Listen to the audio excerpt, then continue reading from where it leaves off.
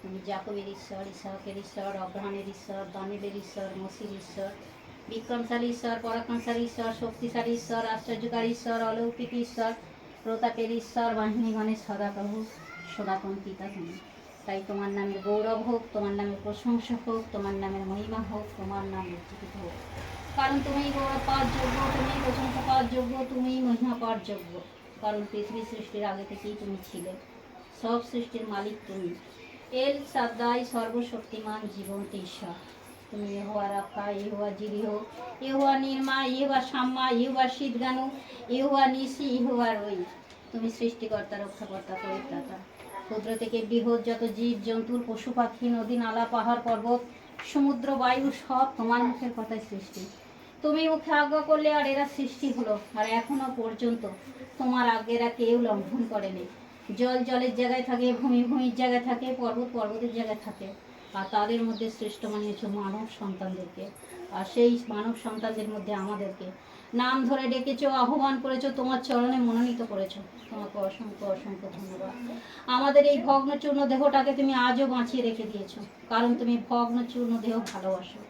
কত প্রাকৃতিক বিপর্যয়, কত মহামারী থেকে তুমি আমাদেরকে রক্ষা করে রেখেছো। তোমার করুণা দয়া ছাড়া কিছুই সম্ভব নয়।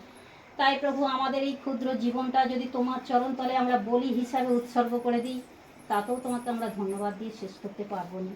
কারণ তুমি যে মহান, সর্বশক্তিমান, জীবন্ত ঈশ্বর।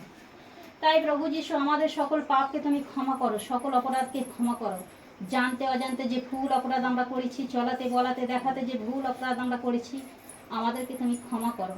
তোমার পবিত্র রক্ত দিয়ে সূচি করো, ধৌত করো, রক্ত লহুতে কভার করো। তোমার হস্তের নিচে আমরা নিজেদেরকে সমর্পণ করি।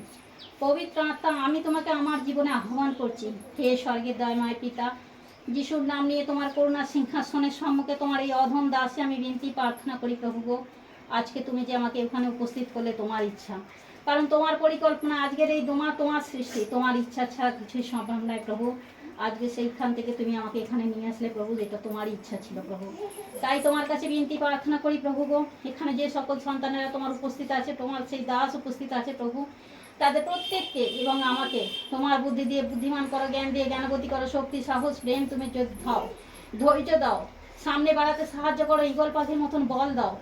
আর প্রভু গো, তোমার ঐশ্বরিক জ্ঞান আমাদেরকে দাও, তোমার প্রজ্ঞা আমাদেরকে দান করো। তুমি আমাদেরকে স্মরণ শক্তি দাও, আত্মিক জীবনে মজবুত করো, নিগুড় তথ্য জানতে সাহায্য করো।